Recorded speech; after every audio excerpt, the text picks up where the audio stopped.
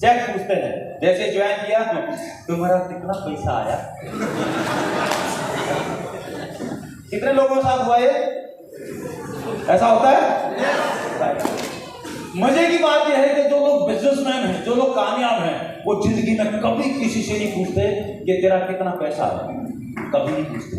हम गरीब लोग ही एक दूसरे की थाली में झांक के अपना टाइम बर्बाद करते हैं।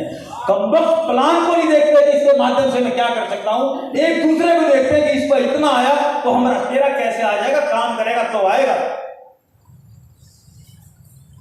तो आदतों का परिवर्तन होना चाहिए।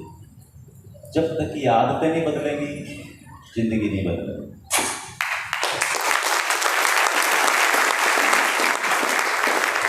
पूरी जिंदगी शादी हो गई, शादी इसलिए करिए कि घर बसे, लेकिन कमीने की आदत ही जाती, फिर भी पड़ोस में इसको बोलते हैं ताका झांकी। आप लोग तो नहीं करते, मधुबनी दिल्ली की तरफ बहुत लोग करते हैं, आप तो शरीफ लोग हैं। एक बार शरीफों वाली तालियां बजा लें।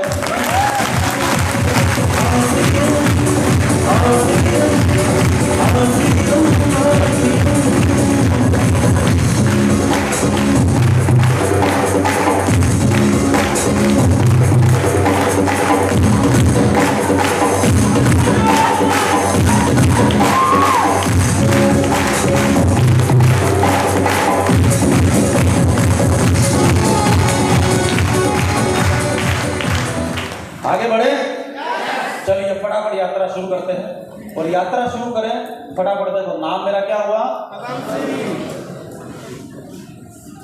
ये नाम मेरे माँ बाप ने रखा था।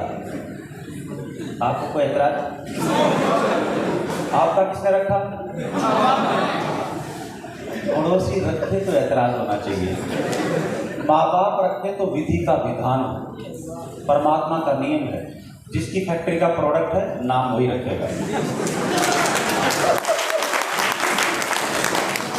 बात पकड़ में आ रही है? इस सेमिनार में भी जिसने जिसको इनवाइट किया है आरएसएम में ज्वाइन, उसको वही करवाएगा। जो इस नियम को फेल करेगा वो पहले दिन ही उसका इंजन पटरी से नीचे, फिर बोलेगा हो नहीं रहा, हो है नहीं रहा। 3 मीटिंग में चले गए, हो ही नहीं रहा। अगर साले इंजन पटरी पे नहीं है, पटरी से नीचे। बॉस तो बात किया, हो ही नहीं रहा, नहीं होगा। विधि का विधान क्या है? परमात्मा के ब्रह्मांड के नियम कभी नहीं बदलते। हम कितने भी होशियार हो जाए, और चाहे तो 2.5 होशियार हो जाए, ये बिजनेस होशियार होना बहुत अच्छी बात है, अपने काम के लिए, अपने स्वार्थ के लिए, अपने सिद्धि के लिए। लेकिन 2.5 होशियार होना, ये 2.5 होशियार लोगों का बिजनेस नहीं। अगर कोई 2.5 होशियार हो, आज ही बिजनेस को छोड़ दे, कोई जरूरत नहीं टाइम खराब करने की। अब आप बोलो 2.5 होशियार कौन है? पूछो, बोलो। हम कॉलेज में पढ़ते थे तो कई बार बच्चे रेस्टोरेंट में या कैंटीन में, कॉलेज में खाना वाना खाने, पार्टी वार्टी करते हैं, केक वेक या कुछ जो भी, तो वहां पर जो है वो आज मैंने पैसे दिए थे तो कल ये दे देता था, परसों ये दे देता था, अगले दिन ये दे देता था। लेकिन इस पूरे बैच में एक आध आदमी जरूर मिलेगा जो साला कभी नहीं देगा। खाने में सबसे आगे, पैसे देने में सबसे पीछे। तो जैसे ही सब लोग खा लेते हैं और पैसे देने का नंबर आएगा, उससे 2 मिनट पहले ही वो एक मिनट आया वो वहां से गायब हो जाएगा। उसको मालूम है 15 मिनट आना, तब तक कोई ना कोई पैसे दे देगा। इसको क्या बोलते हैं? 2.5 होशियार। क्या बोलते हैं? तो एक लड़का था हमारे साथ, हमने बोला तेरे बेटा 2.5 होशियारी तो मैं निकाल लिया, आ जाता है। एक दिन उसने 1 साल हो गया, मैं क्या कभी तू भी कर लिया था ये फालतू के काम, मतलब उसने बोला चलो आज पार्टी मेरी तरफ से, लेके हमने भी साला 2.5 किलो खाया। ये पहली बार दे रहा, तो साले का पूरा बिल बनाया। जब खा पी लिया, वो अचानक उठा, हमारा तो पर्स ही गायब है। आपको भी जिंदगी में मिले होंगे ऐसे लोग, वो 2.5 होशियार। यार से मैं आ भी गया तो आपके 25 लोगों को खराब करेगा, क्योंकि वो अपनी आदतों से मजबूर है। बिल्कुल, बात पकड़ में आ रही है? और फिर क्या बोलेगा? अपलाइन खराब है, नहीं तो हम तो प्रधानमंत्री बन गए होते। तू तो ठीक है ना। मोदी जी किसी अपलाइन की वजह से प्रधानमंत्री नहीं बना, अपनी वजह से प्रधानमंत्री। अगर आप में भी दम है तो आप भी बनोगे, रोकने वाला कौन है? सबके लिए बराबर है। हाँ सर, एक गांव में एक आदमी था, ढाई होशियार। एक दिन उसके पिताजी गुजर गए, डेथ हो गई। जब उनकी डेथ हुई तो क्रियाक्रम हो गया, जो भी होना था। अगले दिन वो रोया, उसके अगले दिन भी रोया। गांव वालों ने देखा कि बेचारा बहुत रो रहा है, जाके इसको थोड़ा सा चुप कराया जाए। तो गांव के 10 बुजुर्ग आ गए, ना बेटा रो मत, देख हम सब भी तेरे पिताजी जैसे ही, हमें तो अपना पिताजी मान ले। बोला अच्छा, तो शांत हो गया। उसके 2 महीने बाद उसकी माँ मर गई। वो फिर रोने लगा तो गांव वाले ने बोला कि ये 2 दिन हो गए रोते हुए, इसको चुप कराओ, राइट। तो गांव से कई बूढ़ी औरतें गई, ना बेटा ना, देख हम भी तो तेरी माँ जैसे ही है, तू हमें माँ मान ले, है ना, चुप हो जाओ। वो देखा हाँ मेरी माँ कहने की, तो बहुत सारी माएँ मिली हुई। अब उसकी आंखों में चमक आ गई। 2-3 महीने बाद उसकी बीवी मर गई और उसको 2 दिन हो गए रोते हुए, 3 दिन हो गए, 4 दिन हो गए, कोई चुप कराने नहीं आ रहा। गाँव वाले ने बोला कि अपनी पत्नी से कितना प्यार करता है लोग, तो आपको तो कमाल है, आपको कितना प्यार करता है। बोला वो नहीं है, जब मेरा बाप मरा तो लोग आए कि हम तेरे बाप जैसे ही हैं।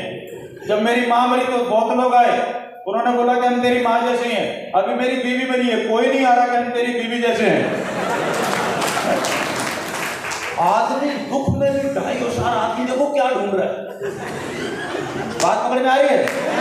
नहीं आ रही। ये तो 2.5 होशियार, ये 2.5 होशियार लोगों का ये गोपाल जी जैसे सीधे साधे, आपके जैसे सीधे साधे लोगों का काम, क्योंकि बिजनेस सीधे साधे लोगों को समझ में आता है। आगे बढ़े। बचपन में जो आप हैं वही में, ना आप टाटा की औलाद है ना आप बिरला की औलाद हो। बचपन में देखा था दादाजी 20 एकड़ जमीन, पिताजी तो घर में थे नहीं, आर्मी में थे, तो दादाजी सारा काम करते थे। तो करीबन जो 20 एकड़ जमीन जोतने में 30 दिन लग जाते थे, 1 महीना लग जाता दादाजी को। 79 में हमारे घर में ये औजार आ गया, ये ट्रैक्टर आ गया। जैसे आरसी में औजार है, ये भी काम करने के औजार है। 30 दिन का काम ट्रैक्टर आता ही 2 दिन में होने लग गया। इसका मतलब एफिशिएंसी बदल गई, राइट। 30 दिन का काम 2 दिन में। क्या चेंज होने से? औजार बदलने से। आप नौकरी कर रहे हैं, खेती कर रहे हैं, कुछ भी कर रहे हैं, जो मर्जी काम कर रहे हैं, कोई भी काम दुनिया में बुरा नहीं है, सारे बढ़िया, करने वाला होना चाहिए। लेकिन जो काम करके आप अपनी फाइनेंशियल कंडीशन चाहते हैं, आर्थिक हालात जो आपके होने चाहिए, 50 साल काम करके जो काम पैदा नहीं होगा, आप 5 साल बराबर में पार्ट टाइम करके शिद्दत के साथ, बिल्कुल एकदम कंटिन्यूटी के साथ, रेगुलरिटी के साथ आर्जन कर लो, वो 50 साल पीछे छूट जाएगा और ये 5 साल में आगे निकल जाएगा।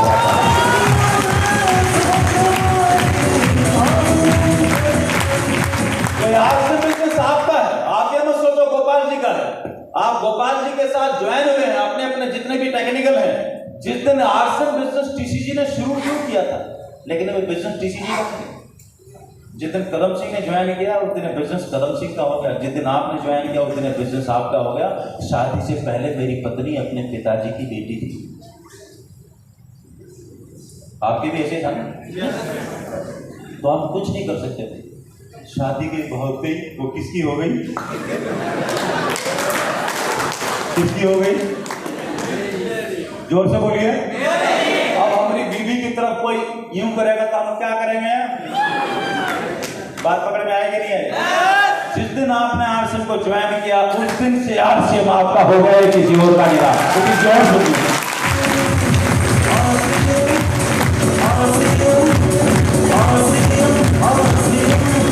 लेकिन हम 2-3 साल से क्या करते रहते हैं? अपलाइन का ज्वाइन किया है, वही देखेंगे जो करना है। फिर अपलाइन बोलेगा कुछ किए हो? नहीं तो हम तो आपके भरोसे किए हैं, देखिए आप क्या कर सकते हैं, कीजिए। किसके भरोसे किया है? अपलाइन के भरोसे। शादी होगी है? किसकी शादी होगी? इनकी होगी? होगी? इधर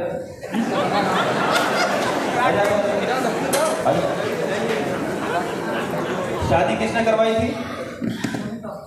अरे पापा का है? पापा घर पे है तो पापा ने कराई। शादी हुई कितने दिन हो गए?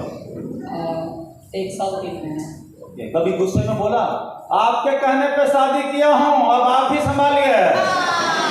नहीं सर, ऐसा नहीं। साला पूरा घेरा डाल के बैठ गया, अब आप दूर हटिए, हम संभाल लेंगे अपने आप, है ना?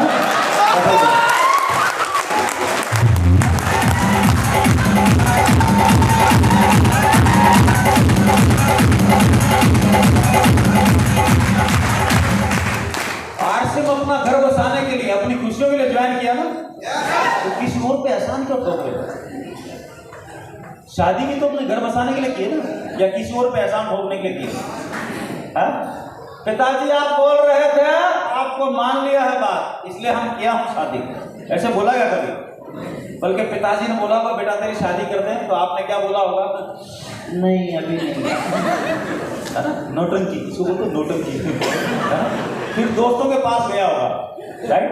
और वहां जाके घर में तो क्या कर रहा? अभी नहीं करूंगा, मैं नहीं करूंगा, शादी नहीं करूंगा। दोस्तों के पास क्या जाके बोलेगा? आज तो मेरे घर में शादी साला मुंह पे ना है, मुंह पे ना है तो भीतर में लड्डू है। हाँ जी, आप भी जब जाके किसी को प्लान बताते हो, पहली बार वो अहंकार की वजह से आरसीएम के लिए नाना करता है, लेकिन भीतर में लड्डू फूटते हैं। 2 बार नमस्ते कर लो, 3 बार कर लो, वो भी आपके साथ होगा।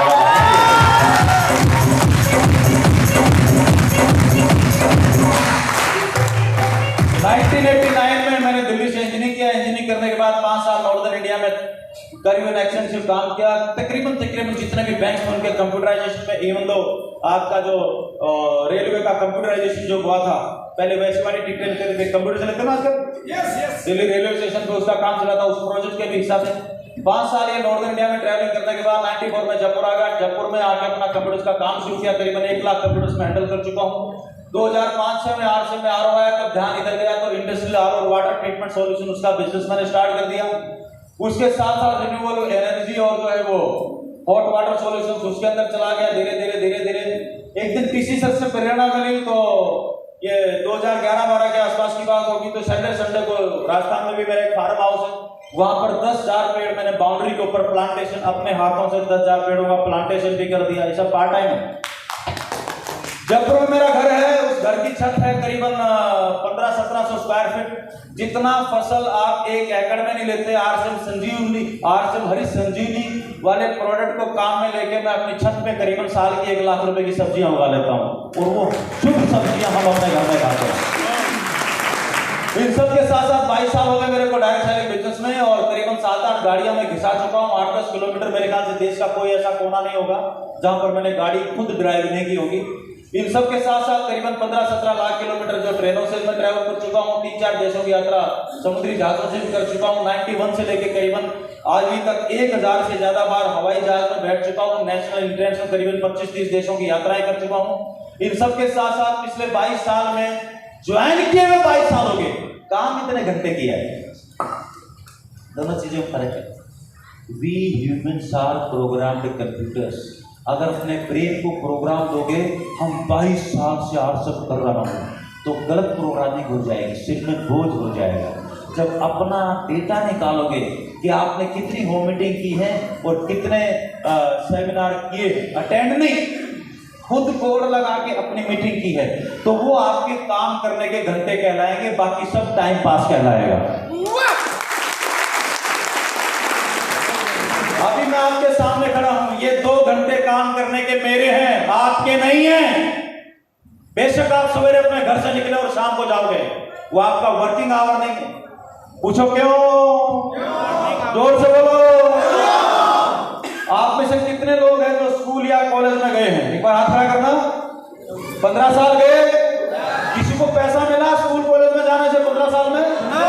कमाल है यार, इतनी मेहनत की कोई पैसा नहीं मिला। जिसकी उम्र 30 साल है वो 10 साल सोने में बिता चुका है, और रोजाना 8 घंटे सोते हैं हम। ये सोने से किसी को पैसा आया? स्टडी करने से भी पैसा नहीं आया, स्लीपिंग करने से भी पैसा नहीं आया। आपने ट्रैवलिंग की दुनिया में मामा चाचा फूफा इधर उधर गए कभी ट्रैवलिंग करने से पैसा आया? ट्रैवलिंग करने से भी पैसा नहीं आया। आपने बहुत सारे सपने देखे, रोजाना सपना देखते उठते, आज टाटा को फेल कर दिया, टाटा को फेल कर दिया, कभी पैसे मिले? उनसे उस काम से भी पैसा नहीं मिला। पिछले 2000 साल से खा रहे हैं, खाने से कभी पैसा आया? नहीं आया। लेकिन पिछले 22 साल से आप भी 800 में एक प्रोडक्ट से 800 प्रोडक्ट आ गए, जो 2000 धरती के इतिहास में कभी भी खाने से पैसा नहीं आया। धरती के इतिहास में पहली बार है कि 800 से खाने की वजह से भी कुछ पैसा आना शुरू होता है। ये पहली बार, राइट? मजे की बात है, आपने इतने काम कर लिए, आपके पास दुनिया में जितना भी समय है उसका करीबन 70% समय आपने खर्च कर दिया इन कामों में, लेकिन किसी से भी पैसा पैदा नहीं हुआ। पैसा पैदा होगा कहां से? वो होगा आपके वर्किंग आवर्स से। वर्किंग आवर्स, आपने कोई भी काम कितने घंटे किया है वहां से। नौकरी में गए हो 8 घंटे, लोग क्या बोलते? पूरे महीने गया, पूरे महीने नहीं गया, उल्लू के पट्टे, रात को 8 घंटे घर सो रहा था, महीने में 5 दिन की छुट्टियां थी, 20-22 दिन दफ्तर गया है, रोजाना 8 घंटे गया है, 720 घंटे एक महीने में होते हैं, उसमें से 150-200 घंटे की तूने ड्यूटी की है, उसको सैलरी मिलती तेरे को 30,000 40,000 की, उसको डिवाइड करते तो पर आवर की कॉस्ट आएगी, 1 घंटे की कीमत निकलेगी। आरसीएम बिजनेस में आपने कितने घंटे काम किया है? काम किया मतलब ये बोर्ड लगा के आपने होम मीटिंग की है, क्या, क्यों, कैसे, 15 मिनट में बातचीत की है, लोगों को आरसीएम बताया है घर घर जाके, और इन लोगों को बड़े सेमिनार में इनवाइट किया है ताकि बड़ी पिक्चर देख लें। ये आप काउंट करो, सैटरडे संडे जो भी आप करते हो। मैं आज तक सैटरडे संडे काम किया है, यानी कि छुट्टियों के दिन काम किया है। अगर आप फुल टाइमर हो तो मेरे से 10 गुना ज्यादा आगे निकलोगे आप, अगर तरीके से काम करोगे। तो लोग बोलते तो मैं फुल टाइम करता हूं, लेकिन मैं कई बार लोगों को बोलता हूं बेटा फुल टाइम नहीं करता, फुल टाइम इंतजार कर रहा है। फुल टाइम काम करने में, फुल टाइम इंतजार करने में फर्क है। हाँ जी, बात पकड़ में आ रही है? अगर मैं वर्किंग डे में यानी कि पार्ट टाइम आरसीएम करता हूं तो रोजाना की 2 मीटिंग करता ही करता था, जब तक एमराल्ड, स्टार एमराल्ड और बाहर के टूर ज्यादा नहीं होते थे। अगर आप फुल टाइम हो तो दिन की 10 मीटिंग चाहिए भाई।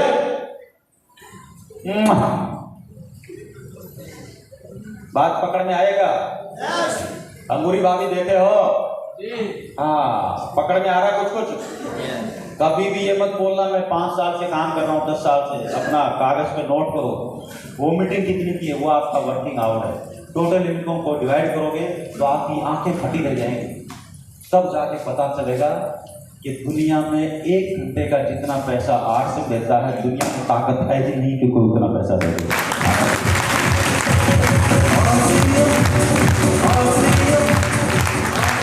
अगर यहाँ किसी के 10,000 भी आया हो, फिर साल भर से होगा, यहाँ पर खड़ा होकर नंगा कर दूंगा मैं।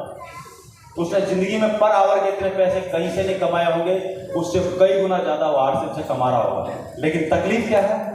साल पहले क्या था, अभी तक 15,000 ही आया है। उससे मैं बोलूंगा कि किया क्या था? नहीं, आज तक 2 होम मीटिंग करवाया है, गोपाल जी को बुला के या पाठक जी को बुला के 2 करवाया है, किया वो भी नहीं है। इसका मतलब वर्किंग आवर कितना है? 0। नौकरी कितने की कर रहा है? 10,000 रुपए की, 20,000 रुपए की। वहां से सरकार दे रही है 100 रुपए घंटा, और आरसीएम से आ चुके हैं 1 साल में 10,000 रुपया। वर्किंग आवर है 0। 1 घंटे की कीमत कितनी होगी? 10,000। फिर भी आरसीएम पे डाउट है। बात आ रही पकड़ में? क्योंकि हम अपने आप को गलत प्रोग्रामिंग के साथ बांध के रखते हैं। दुनिया में कुछ भी करो, खुद के साथ इंसाफ करो, खुद से झूठ मत बोलो कभी भी। 20-21 साल, अभी तो 22 साल हो गए, पिछले साल की पीपीटी है। 22 साल का तजुर्बा है। 6 डिजिट की इनकम 1 लाख से लेकर 9,99,000, एक आध बार 10 डिजिट में भी चले जाती है, लेकिन स्टेबल जो इनकम वो आपको बता रहा हूँ। आज का हमारा जो उद्देश्य है वो है हेल्थ एंड वेल्थ। पहला सुख निरोगी काया। हर किसी को मुकम्मल जहां नहीं मिलता, कभी जमीन तो कभी आसमान नहीं मिलता। ये बाहर की दुनिया के लिए शेर व शायरी है। आरसीएम की दुनिया में एक मुकम्मल जहां मिलता है, अगर इस बात को पकड़ में आ गई तो। राइट? मैं समझा नहीं रहा, मैं बोल रहा हूं कि बात पकड़ में आई क्या। पकड़ना ना पकड़ना आपका काम है। किस चीज को पकड़ोगे किसको नहीं पकड़ोगे, it is your choice, right. 800 में एक प्रोडक्ट से 800 प्रोडक्ट होगा। 22 साल पहले एक प्रोडक्ट था, 15,000 पिकअप सेंटरों की फैक्ट्री देश में दुनिया भर में होगी। और पिछले 22 साल में अगर हम देखें तो 1 लाख कंपनियां खुली और 1 लाख के आसपास बंद होगी। 3-4 विदेशी, 3-4 देशी, 7-8 कंपनियां ठीक ढंग से काम कर रही हैं पूरे देश में। और जो अमेरिकन कंपनियां भारत देश में आई 22 साल पहले, 24 साल पहले, वो दावा करती हैं कि हम अपने सारे सामान भारत देश में बनाते हैं। उनकी फैक्ट्रियां जाके देखोगे तो आरएसएफ के बाथरूम उनसे कई गुना ज्यादा बड़े हैं, माने पेशाब करने की जगह। और ये देश के अलग अलग कोनों में बड़े बड़े कॉम्प्लेक्स। कितने लोगों ने आश्रम देखा है? गुवाहाटी देखा है, बद्दी देखा है, सिलवासा देखा है, रुड़की देखा है, कहां कहां देखोगे? उनसे बड़े बड़े हैं। जितना बड़ा कॉम्प्लेक्स भीलवाड़ा में, उनसे ज्यादा बड़े कॉम्प्लेक्स है इंडस्ट्रियल कॉम्प्लेक्स। वो सब आपकी तैयारी, आपकी आने वाली पीढ़ियों की तैयारी हो। जो तैयारी भारत देश में टाटा ने की थी, वही तैयारी आपके लिए आरएसएस कर रहा है।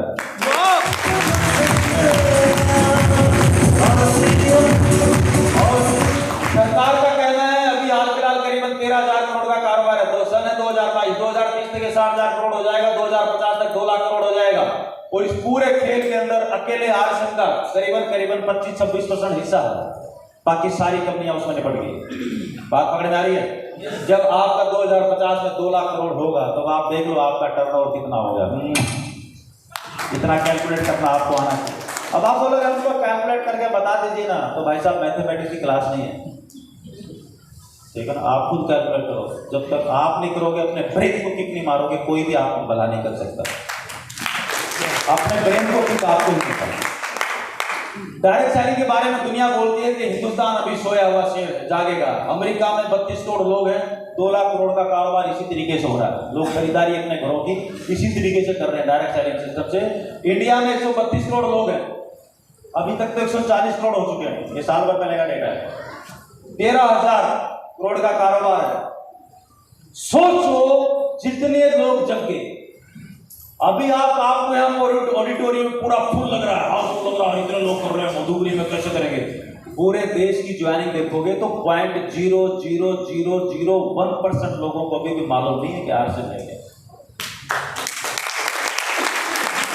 140 करोड़ लोग इंतजार कर रहे हैं कि कोई आए और तरीके से हमें आरएसएस बता दे। दे आर वेटिंग, वो इंतजार कर रहे हैं। लेकिन फिर भी आपको कई लोग मिल जाएंगे, जैसे आप बोलोगे आरएसएस हम जानते हैं, जवाब क्या आएगा? जोर से बोलिए। अबे शादी से पहले बीवी का नाम पता था, शक्ल पता थी, इसके अलावा तू कुछ नहीं जानता था। कोई जानता था क्या? जब घर में आई और 5-10 साल साथ में रही तब पता लगा, उससे पहले पता नहीं लगा, राइट। तो हम सिर्फ नाम और अता पता जानते हैं, इसके अलावा कुछ नहीं जानते।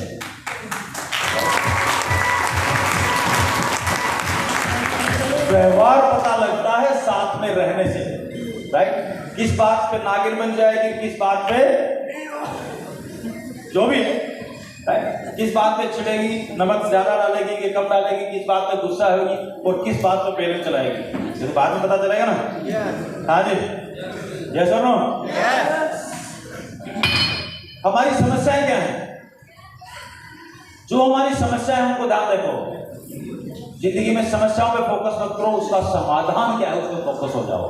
तो फर्स्ट लेट्स चेक आउट, सबसे पहला जो है वो है हेल्थ चैलेंज। हेल्थ चैलेंज क्या है? दुनिया भर के पेस्टिसाइड और फसलें उगाने में खर्च करते हैं। आपके मधुबनी की दुकान देखना, जो खाद बीज भंडार की दुकान है, उसका टोटल टर्नओवर चेक करना साल भर का। अगर 10 लाख का टर्नओवर है तो 1 लाख रुपए का खाद बीज बेचता है, 2 लाख रुपए की दवाइयां बेचता है, उसको बोलते हैं पेस्टिसाइड जहर, है ना पाठक जी? चेक कर लेना जो भी हो। यहाँ कोई बैठा हो तो बुला दो स्टेज के ऊपर। 9 लाख रुपए का जहर आप अपने खेतों में छिड़कते हैं। बाहर आप देखो, हल्दी लोगे तो पीली मिट्टी भी मिली हुई मिलेगी, आप जो है वो धनिया लोगे तो गधे की लीद मिली हुई मिलेगी, राइट। कुछ और सब्जियां वगैरह लोगे तो लाल पता नहीं एसिड वगैरह डाल डूल के उसको हरा पीला। जितना बड़ा शहर उतनी बड़ी मिलावट।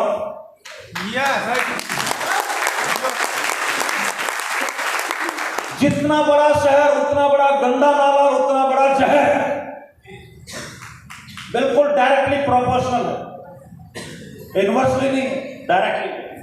100 दूध, गाय भैंस कम होती जा रही है, दूध बढ़ता जा रहा है। आप चेक कर लो, जब मैं इतना सा था हमारे घर में 12 भैंसन था, 1-2 गाय था। जब मैं इंजीनियरिंग कॉलेज में गया सब गायब था, क्योंकि किसी ने मदद नहीं की और मम्मी ने हाथ खड़े कर लिया, अब हमारे बस का नहीं है, तो सब करवाना। आप यहाँ पे चेक कर लो, कितने लोग सहमत है कि हमारे घर में पहले 20 साल पहले 30 साल पहले 10 भैंसें थी, अभी एक भी नहीं है। कितने लोग जानते हैं कि कम हो गया? देखो करीबन आधे होंगे हाथ खड़े हैं। अच्छा कुछ ऐसे भी तो होंगे कि 30 साल पहले हमारे घर में 1 भैंस थी, अभी 12 भैंस है। बढ़े कितने लोगों के घर में? क्या बढ़ गया? एक भी नहीं बढ़ा क्या? सबके घटेंगे। मजे की बात है, जानवर घट गए, दूध बढ़ गया, घी उससे भी ज्यादा बढ़ गया, पनीर उससे भी ज्यादा बढ़ गया, हेलो मावा उससे भी ज्यादा बढ़ गया, और गली गली के कोने कोने पे शुद्ध देसी घी की मिठाई उससे भी ज्यादा बढ़ गई। ये शुद्ध देसी घी की मिठाइयों की दुकान नहीं है, ये कमबख्त जहर की दुकान है। लेकिन वो क्यों बढ़ रहे हैं? वो बढ़ रहे हैं हमारी गंदी आदतों की वजह से, हमारी प्रथा की वजह से। पूछो कैसे? पूछो जोर से कैसे? हमने प्रथा बनाई कि बहन के पास जाएंगे, बेटी के पास जाएंगे, शादी के पास जाएंगे तो 3 ठो डब्बा, 2 ठो डब्बा, 10 ठो डब्बा मिठाई का लेके जाएंगे। मम्मी ने बोला है बहन के पास जा रहे हो तो 4 किलो मिठाई लेके जाना, ये प्रथा है। नकली लेके जा, जहर लेके जा, कैसा भी लेके जा, गोबर में मीठा डाल के लेके जा, लेकिन लेके जा। लोगों में इतनी अकल नहीं है। पिज्जा बर्गर के नाम पे गोबर में चीनी डाल के ओवन बना के उसको बढ़िया सा केक बना दो, बस लोग वेरी ये वो लोग हैं जिनके 12 छेद पेंट में आगे होते हैं, 12 छेद पीछे होते हैं। ये वही लोग हैं।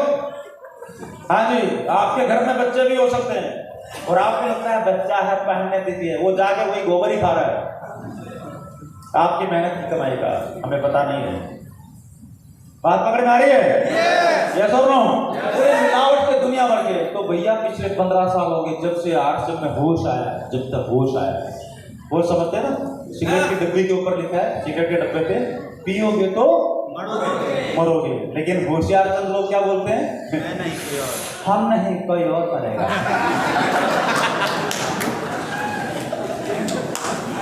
हम तो विषम पितामह हैं, हमारा कुछ नहीं होगा, हमारा फेफड़ा ठीक रहेगा। हेलो, यहाँ पर कितने होशियार लोग हैं? वो समझदार तो होंगे।